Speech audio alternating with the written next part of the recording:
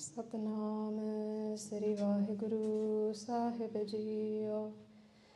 Satnam Sri WhyGuru Sahib Jiyo. Ek oankar Satnam Karta Purkh Nirbhau Nirvair Akal Murਤ Ajuni Sapang Gur Prasad Jap ਆਦ ਸੱਚ ਜੁਗਾਦ ਸੱਚ ਹੈ ਭੀ ਸੱਚ ਨਾਨਕ ਹੋਸੀ ਭੀ ਸੱਚ ਜਪ ਆਦ ਸੱਚ ਜੁਗਾਦ ਸੱਚ ਹੈ ਭੀ ਸੱਚ ਨਾਨਕ ਹੋਸੀ ਭੀ ਸੱਚ ਤੂੰ ਹੀ ਹੈ ਮਾਤ ਪਿਤਾ ਗੁਰ ਤੂੰ ਹੀ ਹੈ ਪੋਖਨਹਾਰ ਗਸਈਆ तेरो ईमान अरतान है तेरो ही आस भरोसा कहैया निमाने को मान निताने को तान निथावे को थाव तू ही सब गैया पाव परो परमेश्वर तो है क्या बारंबार तुझा बल जैया पाव परो परमेश्वर तो है क्या बारंबार तुझा बल जैया मूक उच्चरा शास्त्र खट तिंग गिरन चढ़ जाए अंध लखा बदरो सुना जो काल कृपा कराए अंध लखा बदरो सुना जो काल कृपा कराए वाहिगुरु जी का खालसा वाहिगुरु जी की फतेह. So Sangat ji, we're back with the Larivar Salok Mahalla Nava Katha. This week is week 6 and the title for today is How Much Should I Blame Myself? So this week we'll cover the 7th and the 8th Salok and we'll try to answer the question that we put forth. And we'll reflect on last week as well before we move on to this week, because we need to understand what was mentioned in the previous session for it to flow into today. And last week was about guilt.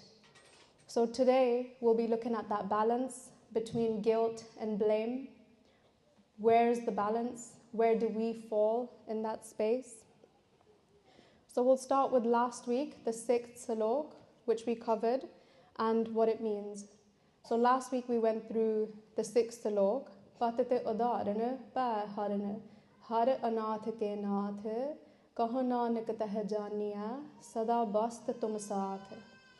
We went through how Maharaj is telling us to not waste time because of that guilt. Patit udarana. Patit is a sinner. Udaran is the one who cleanses the sinners, who saves the sinners. Pa harana. Pa is fear. Haran is the destroyer of all our fears. And we went to the types of fears that we have. Ultimately, the fear of death, how we're all scared to die because we don't know what's going to happen next, and that's how phobias are formed.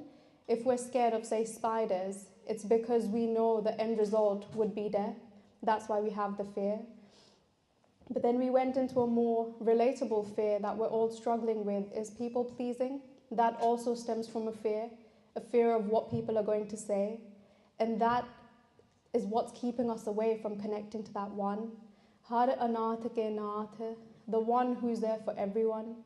For those people who feel like they have no one, for everybody in those moments when we feel like we don't have anybody, Maharaj is there for us. And they make that very clear in this Salok. Kaho nanak teh janiya, that know this to be true. Sada bast tum saath, that one, that ek, Sada means forever.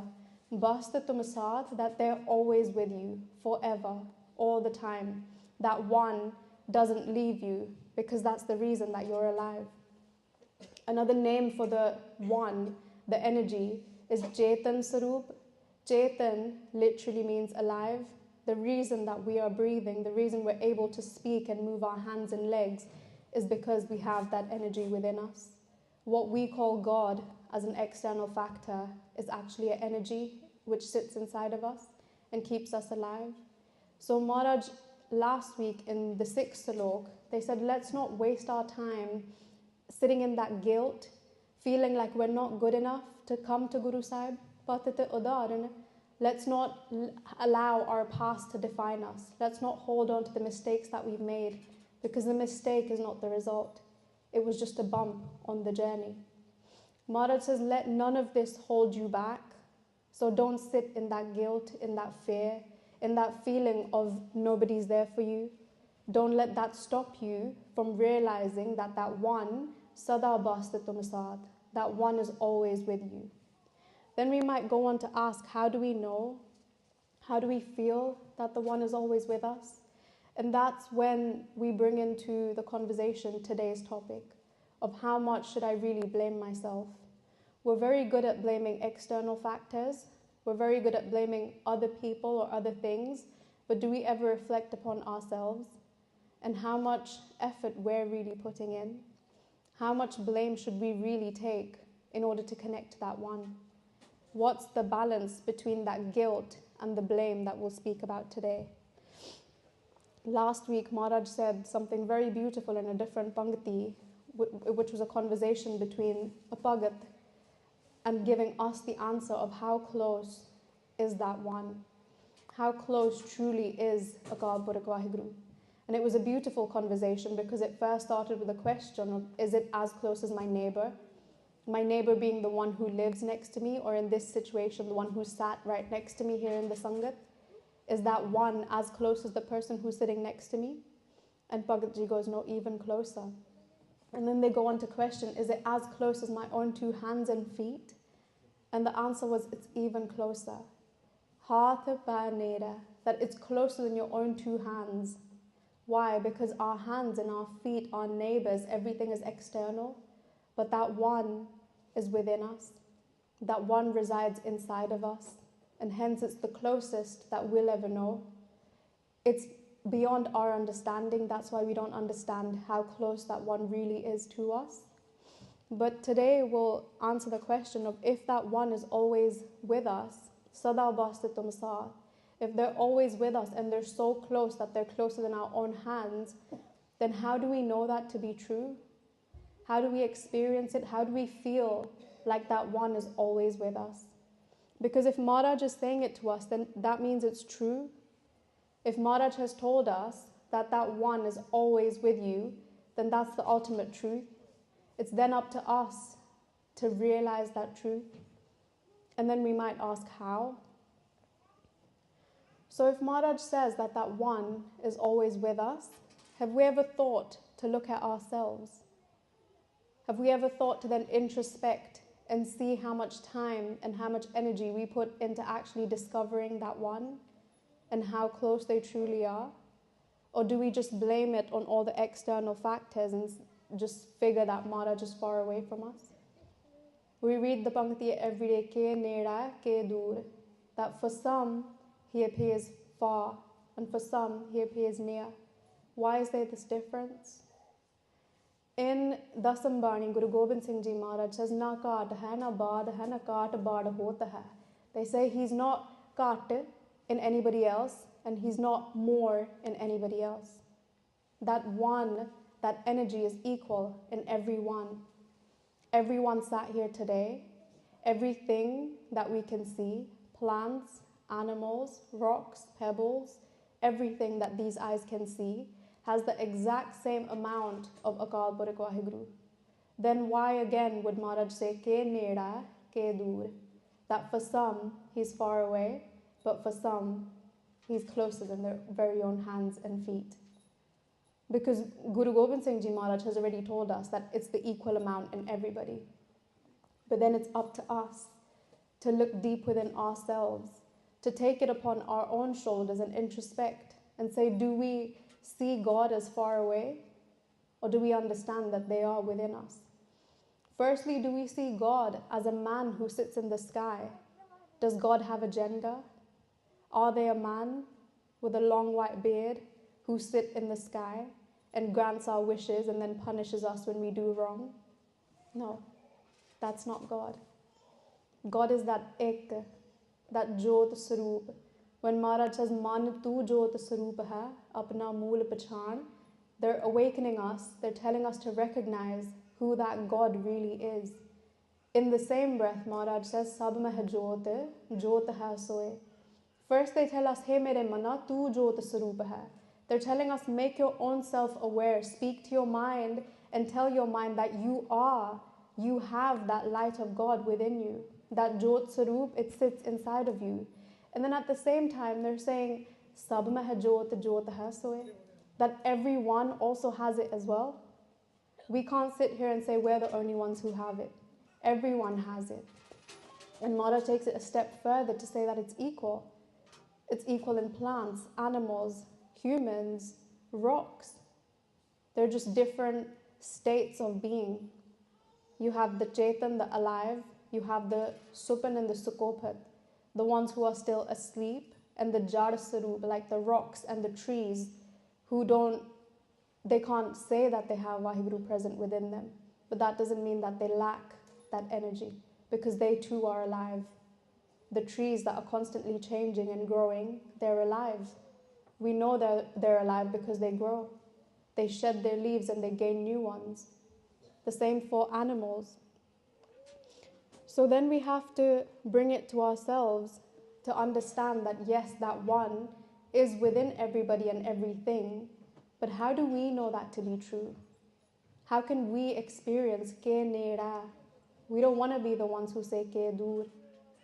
We don't want to feel like God is far away if we know they're not. And that brings us to today's salok. Tan tan jahato ko dio, tasyo neho nakin. Maharaj here is explaining to us why we can't feel how close that one really is. They start by saying tan tan. So it might sound the same, but if you read it on the board, it's spelt differently. The first one is tan with a tatta, so it's pola, and the second one is tan with a tadda, so it's a bit heavier, even in the pronunciation. That's because it means two different things. And it will come up again, so we'll just clear it now. Tan, the first one with the tatta, the softer one, is the body. Tan, the tadda, the para one, is the possessions. It's everything that we have, material gain. Maharaj is saying, Tan tan jahato ka dio. The one who's given you the above, the body and the wealth. The wealth doesn't just mean the money. It means everything on a worldly sense. Our possessions, our job, our house, our money, which is helping us buy most of the things that we get. So everything that we can think of that we possess on a physical sense will come under tan. So they're saying jahato ka dio is the one who gave you everything, the body and everything to look after this body as well. Tasyo neho nakin. Maharaj is making us aware of something. The first thing that they're creating awareness about is that everything that we have is not because of us. It's not our own doing. It's not just because we were born because of our parents. That's not the only reason we got this body. It came from somewhere else. It's not because we've put in all the hard work and put in all the hours that now we have the car and the house and everything else that we have. Maharaj is saying, recognize that it all comes from a higher place, a higher energy, that there is only one behind of everything. There is a datar, there is a giver. We have no power in our hands. We can't do anything. Is there anybody sitting right here, right now, who can say, I guarantee you I will breathe my next breath? Do we have that much power to say, I will take it in and take it out as well? We can't guarantee that. It's only because of that one, Akal Purakh WhyGuru, that we are able to breathe. If we think that our own breath is not within our power, how can we then say that, oh, I got this house because I worked for it? I have this car because I put in the hours. I bought it with my money. But where did that money come from? And what's behind that money? There's absolutely nothing that's in our control. Our hands have absolutely no power. And that's the first message that Maharaj is awakening us to. Maharaj is telling us to wake up and realize that everything that we have, including this very own body, has been given to us. It's not ours. It's a gift. We can also look at it as something we've taken on loan, which means we'll have to give it back. So there's a time on it. Hence, Maharaj is saying, don't waste time. From the beginning of this Bani, Guru Tegh Bahadur Ji, our 9th Guru, has been drilling this one message into our head: don't waste time. In every Salok, Maharaj has reiterated that message that everything we're doing is wasting time, because we're not awakening to the truth. The truth that there is that one. So here Maharaj tells us that there is that one, and that one has given us everything that we know. The second thing that they're waking us up to is Tasyo Neho Nakin. It could be posed as a question. Neho is love. Tasyo Neho Nakin. Tasyo, the one who's given you everything. Maharaj is then asking us, then why don't we love that one? Isn't it such a heartbreaking question? That Maharaj is saying there's one who's given you absolutely everything. Everything that you can think of. There's nothing that they haven't given you. But then Maharaj is also asking, why don't you love them? Have they given you a reason not to love them? And it's an awakening more than a question. It's Maharaj telling us that you don't love them. Or what does it mean to love them? Maharaj is not bringing us down. They're bringing us up to something. They're awakening us to something even bigger. They don't want us to feel bad. They want us to realize something. First, they want us to realize that everything is because of them. There is no other. Last week I used the Pankti, Shak karo je dusar hoye. Allah paakang paakaha, Shak karo je dusar hoye. That there is only that one. The minute we think there's two, there's duality, that's our shak, that's our doubt. It's not the truth. So Maharaj is first telling us that everything is because of that one. And then they're telling us, why don't we love them?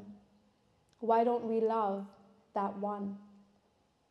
I'm pretty sure we can all put our hand up and say, but I do love that one. I do love Guru Sahib.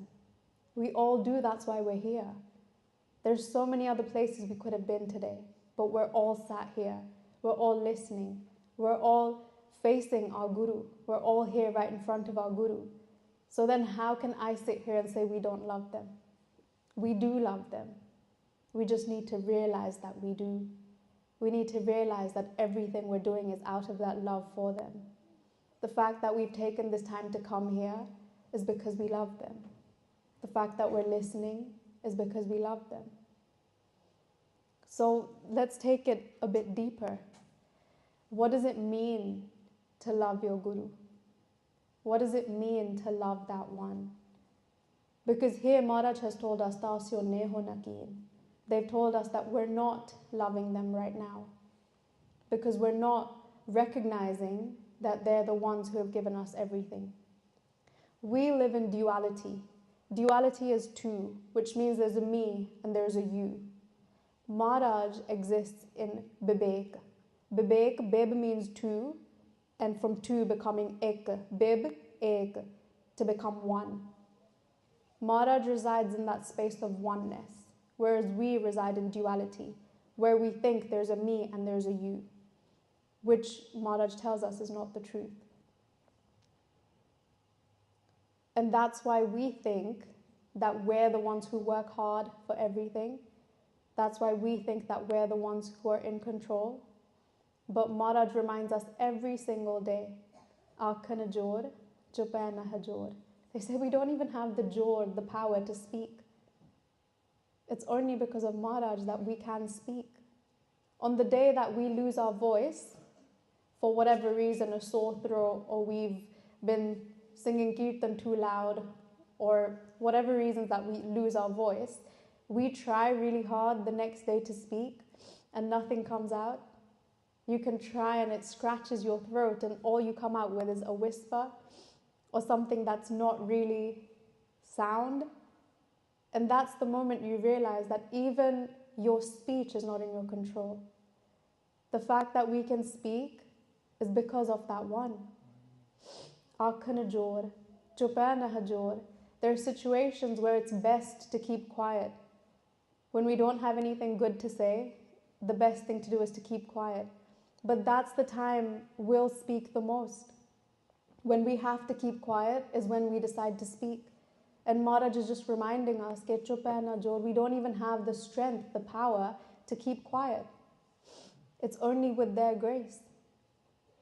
So here Guru Sahib is just using different ways to remind us that everything is because of them. There is no other way. So let's go into how do we love them. Because in another Pankti in Gurbani, Maharaj says, Daat Pyari Visarya Daatar. They tell us that we've recognized that these are gifts, that everything is a gift, Daat. But then, oh Daat, Sanu Pyari ho gaya. That gift that we've got has then become so loving to us. We've fallen so much in love with the gift that we've forgotten about the one who gave us the gift. Visarya Daatar. Daatar is the gift giver, the one who gives us all these beautiful gifts. The gift of this body, the gift of the fact that we all got to wake up this morning, the gift that we can breathe right now. We've taken the breath in and it is coming out. These are all gifts. The gift of being able, our hands and feet and our bodies are working, hence we're here. We've had a meal today. That's a gift in itself. So Maharaj is saying that we've taken all these gifts and we've fallen so much in love with all the gifts that we've forgotten the one who gave them to us. Daat Pyari Visarya Daatar. Because we get so attached to the gifts. There's nothing wrong in receiving the gifts because Maharaj is going to keep giving. Akaha mangaha dehe dehe. All we do is say manu de do, de do, de do. Aparaj deini. We never get full, we never get tired of asking. But Maharaj will always give. We can keep asking, we can keep coming back to ask, and they will give. We're the ones who don't get tired, but they don't get tired of giving. And that's not the problem. Maharaj is not telling us not to ask for gifts. Maharaj is not telling us not to ask. They're telling us not to get attached to the point that we forget the one who gave it to us. When we receive these beautiful gifts, when we wake up every morning, let's recognize that that's a gift as well. And a gift is something that someone gives you. So then let's recognize that someone has given it to us as well. Let's not attach ourselves to it so much that the minute it's taken away from us, the result is dukh. It's pain. If Maharaj takes something away from us, let us not then sit in pain. Because let's understand that they gave it to us, which means they can take it as well. And that's what Maharaj is explaining to us. It's not wrong to receive these gifts. It's not wrong to ask for them. Let's just not get attached to them. Let's accept them as they come and allow them to leave when it's their time. Because Maharaj says that to us in the form of Sangat. They say, Ape Sangat Sad Bahalla, Ape Veda Karava. The beautiful thing is that Maharaj has said they themselves bring us into Sangat. So we are that gift in that moment. Ape Sangat Sad Bahalla. And then Ape Veda Karava. That they also let us go as well. If we in that moment are that gift, the Sangat, because we all come together to be that Sangat, and then Maharaj says Ape Veda Karava, that then we go our separate ways, then let's treat all of the gifts like that as well. That they'll come because Maharaj wants them to, but they will also leave. Everything has an end, including our very own body. It's not going to stay forever. And that's what Maharaj is awakening us to. That nothing is going to stay forever. So then who should we fall in love with? Dasyon neho nakin. Fall in love with the one who's giving you everything. Because as much as he takes away, he'll give you more. So why not fall in love with the source instead of falling in love with the gifts? And then we might ask is how? How do we fall in love with that one? How do we fall in love with Guru Sahib? How do we fall in love with Akal Purakh WhyGuru? Guru Sahib tells us it's by listening, believing and following the teachings present in Tan Guru Granth Sahib Ji Maharaj. In Japji Sahib that we read every day in the morning, we cover Sunaya, Mannaya. It's all about, first the step is listening, Mannaya, believing. And then the body of Panch Parvan, Panch Pradhan is about Nindayasan. Nindayasan means Kamai. Kamai is to follow. So first you listen, Sunaya, and then you realize the benefits of listening. That without listening, we can't move forward. And it's as simple as, let's say we've sat down to just jap some WhyGuru mantra, and we've sat down and we've decided we're going to say WhyGuru 5 times. But we've decided we're going to say it. We can do it right now, and we can say WhyGuru 5 times. But Maharaj is saying, Sunaya, listen to what you're saying as well. Listen to the mantra as it comes out of your mouth.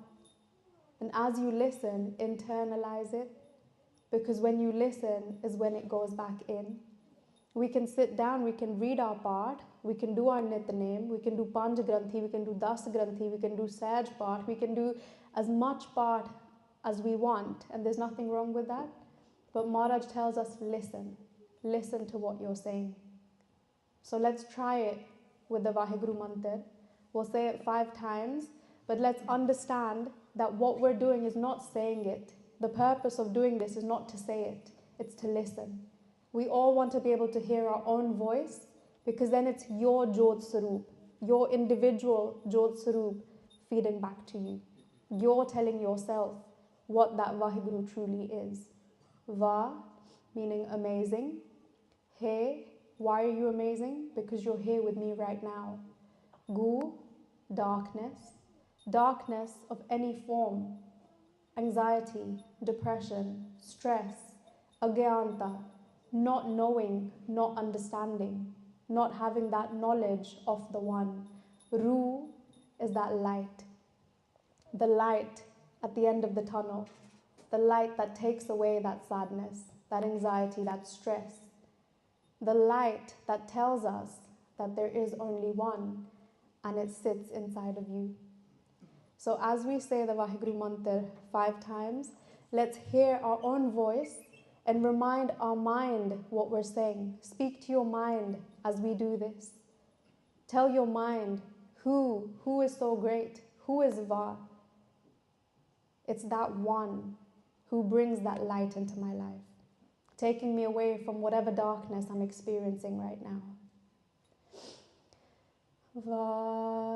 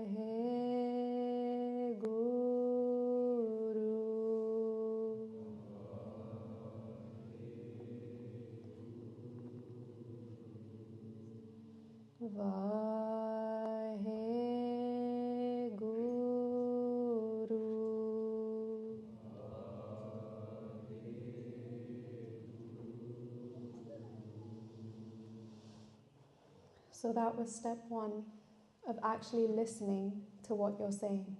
The WhyGuru mantra, the Kirtan that we listen to, the part, the Gurbani that we read every day, the Mool mantra that we might recite.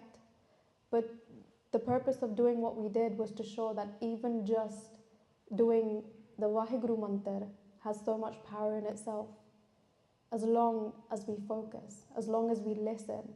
Hence, Maharaj put so much emphasis on listening. Let's be aware. Let's listen to what we're doing.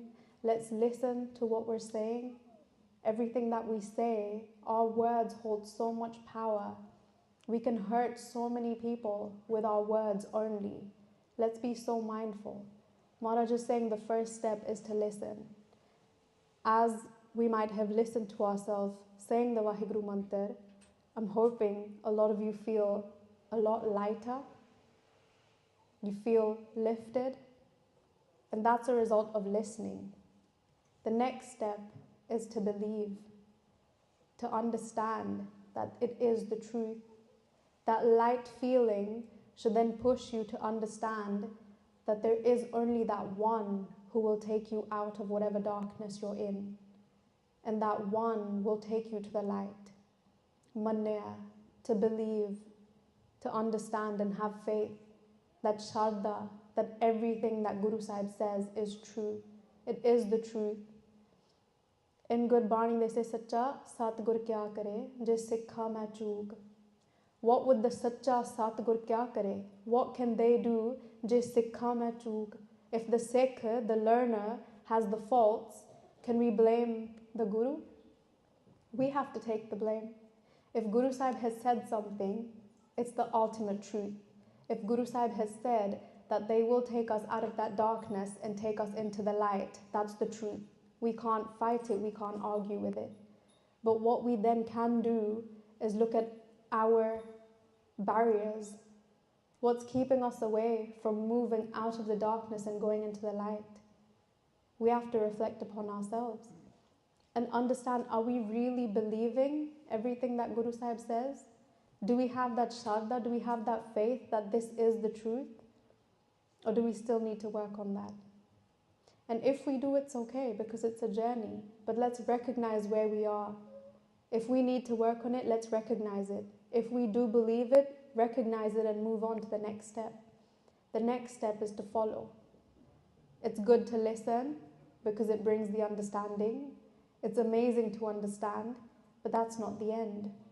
Panch Parvan, Panch Pradhan, Panche Pavaha, Dargahaman. That whole body talks about Nindayasan. Nindayasan means Kamai. Kamai means earning. Earning is basically following. We have to earn everything that Guru Sahib has said. And we can do it by following their teachings. And why are we going through this 3-step process? Because we ask the question of how do we love that one? How do we love our Guru? We love our Guru, Tan Guru Granth Sahib Ji Maharaj, by listening to their teachings, believing their teachings, and following their teachings. Leaving our Manna Mata over here and taking Guru Sahib's Mata. Taking their teachings and following it, implementing it into our lives. That's how we love the one. Because then we remember that everything comes from that one. In Sukhmani Sahib, Maharaj uses quite a few panktiya to explain this to us. Maharaj starts by saying, Jin tu saj savar si garya, the one who created you. Garbh agna mah jin hai ubarya, the one who looked after you in your mother's womb, when you were hanging upside down in the fire. Garbh agna, agna is fire. The one who looked after you then. Bar bivasta tuja pyara doodh, the one who then gave you that dud, that milk, that sustenance as you were a baby. Par joban pojan sukh sood. Joban, we spoke about the 3 phases of life, in that younger stage of life as we're growing up.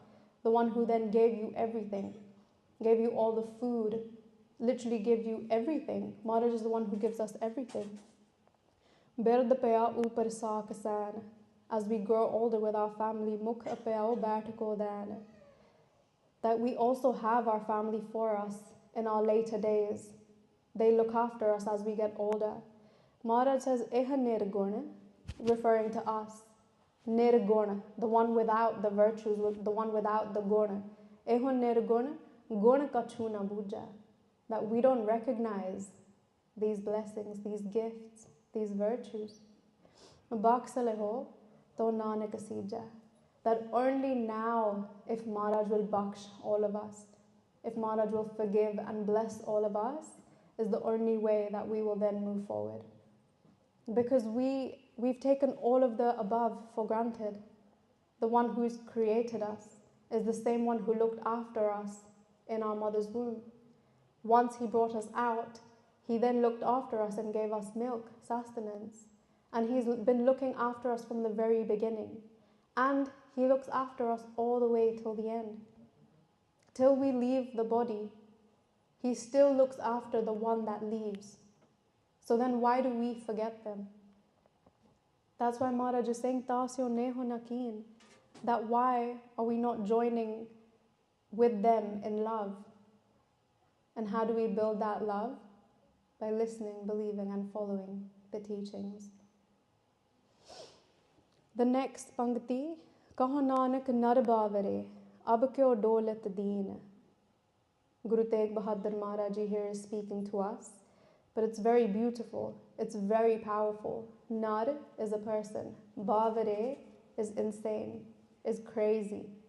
Maharaj is calling us crazy. They're saying whether or not we want to accept it, we are crazy. Why? Because we've forgotten that one. Because we're not falling in love with that one. Hence Maharaj says we're crazy. Ab kyo dolat deen. We'll translate this Pangti in two different ways. The first way, deen will take as servant. So the word deen in this first translation means servant. And dolat is to waver, to wander around. So Maharaj is saying that we become the servants of Maya. Maya then has us in their control, and we waver and wander in whatever direction it takes us. Ab kyo dolat deen. That you as a servant of Maya will then waver and wander around in whatever direction that they take us. They being Maya, Maya being that power that gives. And then we start chasing more and more and more, and we're never fulfilled. And the result of that comes straight back to Data Pyari, Visarya Datar. We want more and more and more, where we've forgotten the one who's giving it to us. And this will link later into the second Pangti, towards the end.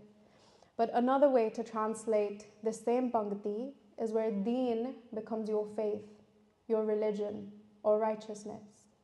Ab kyo dolat again is to waver or wander.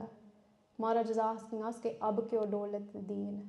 You've got all these gifts and you forgot to love that one. You're not loving that one.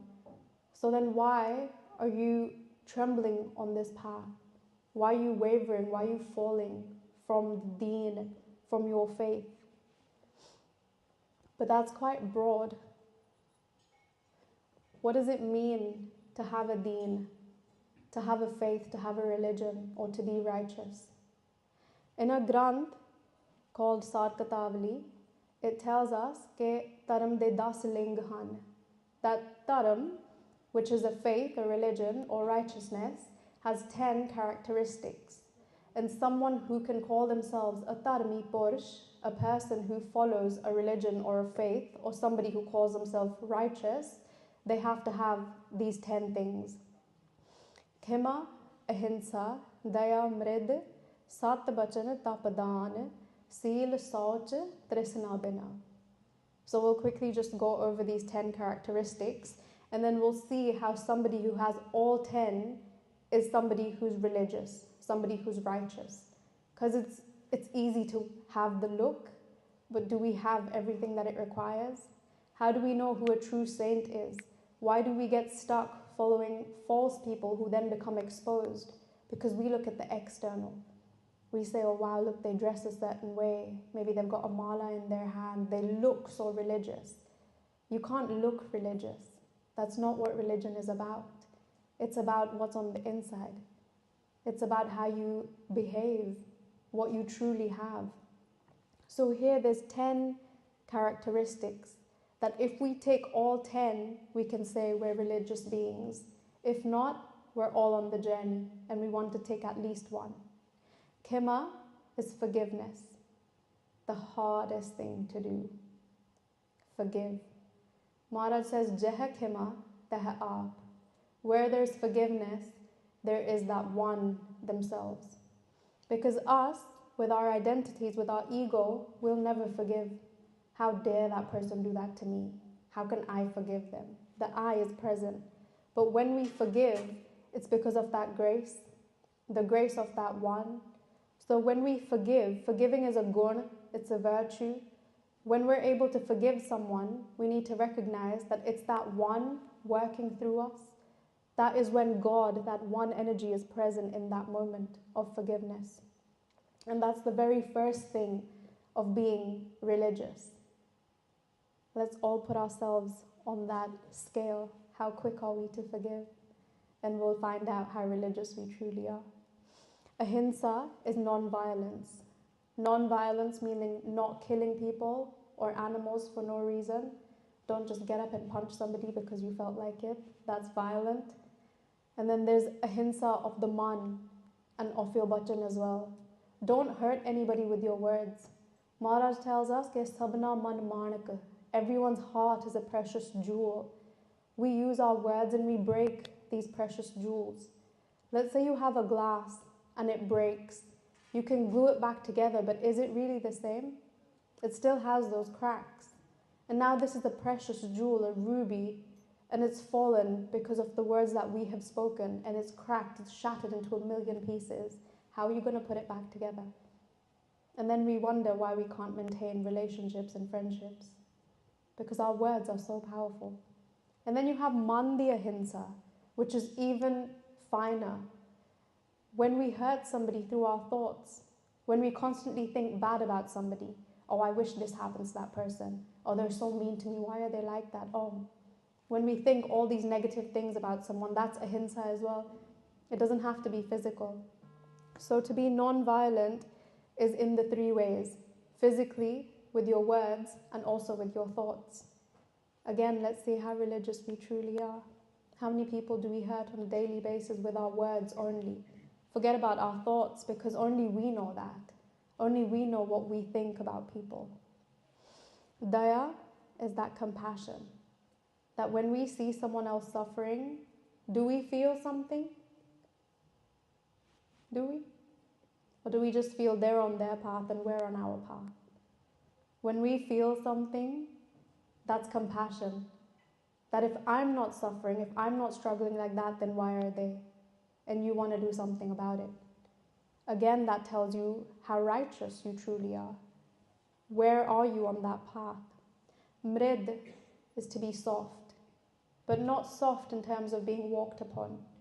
You have a coconut, which is hard on the outside, but when you crack it open, it's water on the inside. We can all be hard on the outside so that people don't walk over us. We don't have to be anyone's punching bag. We don't have to be taken for granted. But our inside should be like that coconut, just water. Mrid, komal, soft. Because that's what's truly in our heart. Start the button to always tell the truth, to never lie, even when it's the easier thing to do. White lies included. That tells us how religious we truly are. Tapa, to do things that are hard. Amritvilla, when the hardest thing you can do is just pick that blanket and get out of bed in the cold. That's your tapa. When we're able to do that, when we're actually able to fight against the cold and everything else telling us not to get up, and then stay awake when reading our Nitnem. Sometimes we get up, we shower, we sit down, okay, we've done Japji Sahib, and before you know it, okay, you're out. You have to start Jap Sahib again. This is tapa. It's hard. Maharaj knows it's hard. They see us struggling, but they see us trying. Odam kare, palake parabati. Odam, put in that effort. They're not saying it's easy. It is very hard, and it's our tapa. Dan is to donate, but there's different types of donations as well, and there's different reasons why we donate. Are we donating to make ourselves feel better? Do we donate and feel like I made a difference because I donated? That's donating with an itcha. You're donating in order to feel a certain way. How about you donate and not care about how it feels? Do you have to feel great? It's still selfish, right? Or are you truly donating to help that person because you want to help that person? Not because helping that person makes you feel good, or not because we've been told it's the right thing to do. So do you see how each of them has so many layers to it? So many layers to unfold, that there's so many different ways it could go? Because it's not easy to be religious. It's not as easy as putting on the show. Seal, again, comes back to that soft, loving nature, but not to be walked over. Soj is hygiene. Hygiene, again, external and internal as well. Having that physical hygiene where we shower and we keep clean, but then our mind. How clean is our mind? We can have a shower 2 times a day, but what are we truly thinking? What eyes are we using to look at the people around us, the opposite gender? All of that is Soj, it's hygiene as well. Let's cleanse our mind so that we look at each other in the right ways, with the right eyes. The final one being Trishna Bina, without any Trishna. Trishna meaning Kamana, any desires. Everything that we do is because we want something in return. We'll do things, as I said, for other people in order to receive that good feeling, in order to receive something back for ourselves. To have no desire, to have no Trishna, is when we've really made it. When we do something not for something else in return. Nishkam Seva, Nishkam Simran. The highlight is Nishkam. Doing Seva not so that we get phal. Doing Seva because we want to, because we love our Guru. Reading Bani because we love to read that Bani. Because we just want to, not because we want something in return. Dharmalinga Ahijana.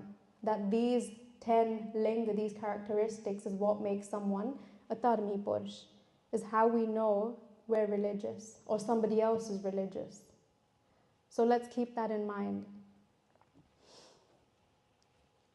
And when we don't connect to that one who's always with us, it's because we're moving further and further away from these 10 characteristics. We're moving further and further away from not being forgiving. Is causing that disconnect between you and that one inside of you. The more you work on forgiving, the more you'll realize that you feel love. You feel love for the person you forgave as well, because that is that one working through you to bring forward these beautiful gurna. So as I mentioned, this whole salok is not just Maharaj posing a question forth, but they're telling us to wake up.